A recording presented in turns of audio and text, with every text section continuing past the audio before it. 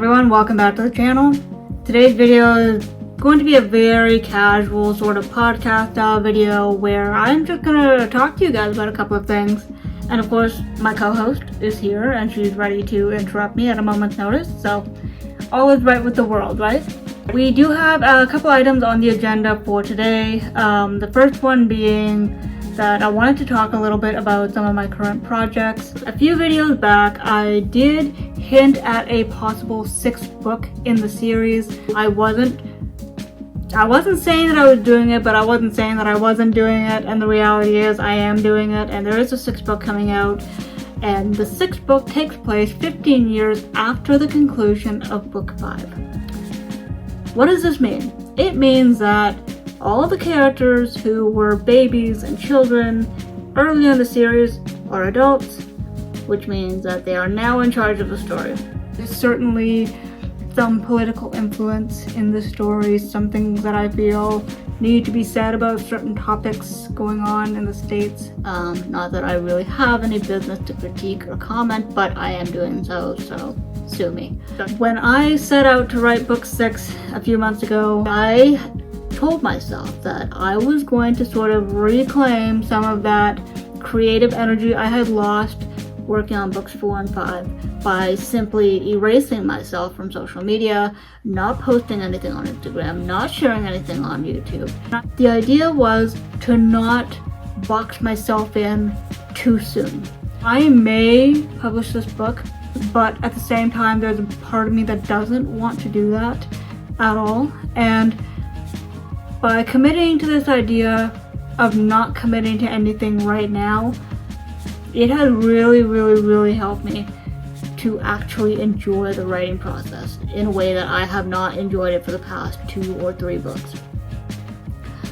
So I'm not saying one way or another. I'm just telling you I am working on something else, and frankly I feel like I have to have some form of creative outlet or creative escape in my life. It's just how I am. I need to have something to work on, and that's the thing I'm working on. The 6th book does not even have a working title. It is simply book 6. I love these characters. I love having the opportunity to speak without being interrupted and to just really get some of these things off my chest that I have been wanting to say for the past few books, but I haven't been able to because I've been sort of confined by the online environment, which tells me that you can't write about this, you can't talk about that. Recently I did start updating my website again. I'm not thrilled with it. It's one of those problems where you know something's wrong but you can't figure out what it is. But in the course of updating the website, I ended up uploading all kinds of free excerpts from my currently published catalog of books, including a couple of books that are sort of supernatural fantasy novels, The Spirit Catchers and its companion novella, Captured.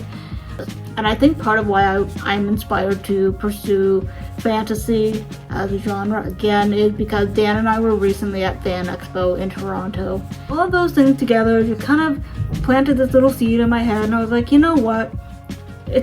Summer's over, we're heading into the fall, we're heading into spooky season, and I would kind of like to get back into dabbling in other genres, sort of playing with the mystical, the magical, the mysterious. So again, not saying one way or another what I'm doing. I'm just sort of telling you that this writer is falling in love with writing again, and it's amazing, and I love it, and I just wanted this feeling back, and I have it, and I don't want to give it away. So there you have it. That's the writing side of things taken care of. While we're on the topic of books, I thought I could do something a little bit different today and show you guys what I have been reading over the past few weeks. I think about a month ago, I ended up going to Chapters because I said to Dan, I really need some new books. I don't do retail therapy at clothing stores, I do it at bookstores.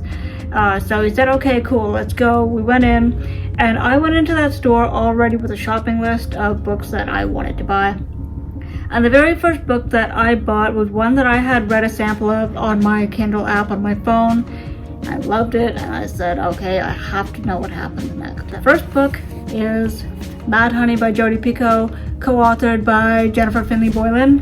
And so I I definitely have Jodi Picoult in my top 5 favorite authors. I also had a couple of other books on my shopping list that Jodi had written. One of them was House Rules, but that one I think was published back in 2009. So obviously, if you know anything about bookstores, after a few years, the books are weeded out and new books are brought in.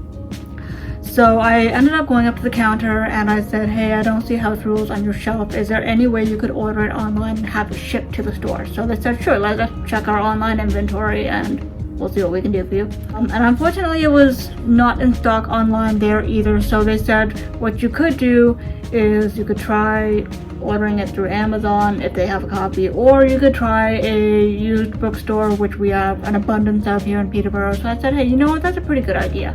If my money could go towards a small mom and pop independent bookshop, that would be fantastic. So that's something I have to look into. I also kind of wanted to buy 19 Minutes, but the problem is I love Jodi Picoult's writing style so much that I will spend all my money on her books. So I had to be a little bit judicious here about what I purchased and how much I spent. If you're looking for a story that really challenges your assumptions about transgender rights and you know what it means to be one way or another, or to be different in a world that sort of confines people a little bit to certain gender roles, definitely check out Mad Honey. I'm really loving it so far. You may not, but I love it. I also picked up this book here. It's called The Entire Sky. It's a hardcover, so it's about $40. This one's set on a ranch in Montana, so you know that I had to buy this one, right? The Entire Sky is another one of those family sagas that's sort of based on this multi-generational ranch where the owner, Renee, he recently lost his wife, and then this kid kind of shows up. The kid's like a struggling artist, but he kind of reminiscent of Kurt Cobain, so there's that whole sort of mystery and mystique around him, like where did he come from, why is he here? So I'm looking forward to starting this one, because for me, and this goes for writing books as well as reading them, once I start a book, it's like a monogamous relationship. I am in it until the very end. Once I finish Mad Honey, I'm jumping right into The Entire Sky, and I really hope that this book is as good as I think it's going to be. I did read the first few pages when I was in chapters, because that's kind of how I get a feel for the author's style and whether or not I want to continue reading the book. And honestly, the metaphors and the imagery already are just astoundingly beautiful, so I cannot wait to start reading this one. And the third book that I purchased was a very sort of spur-of-the-moment book. I didn't even go into it with this particular book in mind, because this one's called Pearly Everlasting. And it's about a bear cub that is raised on like in a logging camp, basically. Eventually, the new camp warden comes in and says, hey, we can't have a bear running around here, so the bear is sent away. And his sister, who's a human being, decides to set off on this epic quest to go and look for him. So I have no expectations for this book, because it just kind of caught my eye at the last second as I was leaving the store, and I was like, you know what, I'm going to give this author, whom I've never heard of, a try as well. Her name's Tammy Armstrong. The back cover. It's a very cute little cover. I love it. I just like the fact that it kind of fits with the season that we're in right now. You got the trees, you got forest fires, I assume. The mountains in the background, smoke. I'm not really sure what exactly that is. I like that it's open for interpretation though. As a writer, I feel like it's a bit of an obligation for me to always be consuming other people's stories and to be learning from my role models. For a long time, I really struggled to read for pleasure because I was trying to be too scientific about it, and I was reading books through the lens of writing books. And if you're a writer, maybe you'll empathize a little bit.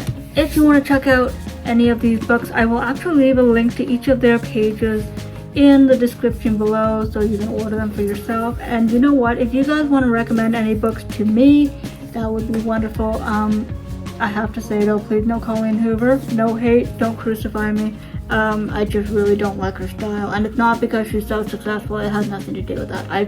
I really have tried in earnest to get into Colleen Hoover. I started reading November 9th, and I couldn't get into that, so I said, okay, well, let me try Verity. I tried to get into that, couldn't get into it. Tried Ugly Love, couldn't get into that, and then of course, you know, it ends with that just took off, and I was like, well, this must be good, so I tried that. Couldn't get into that either. So I'm not bashing her. I know she has a huge, very committed, very loyal fan base, and I'm very happy for her from one writer to the next, but I'm not personally into those kinds of stories. And if you are, no hate. I'm not. This is not a personal attack. Please, if there's a book you're reading and you love it, I want to hear about it. So leave it down below in the comments section. I will check it out. And if I end up buying the book and reading it, I will talk about it here on my channel. So I don't know. Maybe that's a new direction we can go in. Again, my channel is not really any one particular thing. It's more just like a constantly evolving organism that is trying to stay afloat in the muck of life.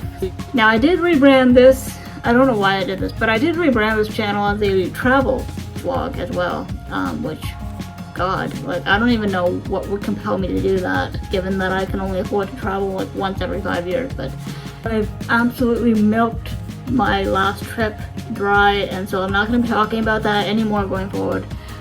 And in terms of any trip that I have planned for the rest of this year or next year, I can't really say one way or another whether that's actually going to happen, because I am getting married in 2 months.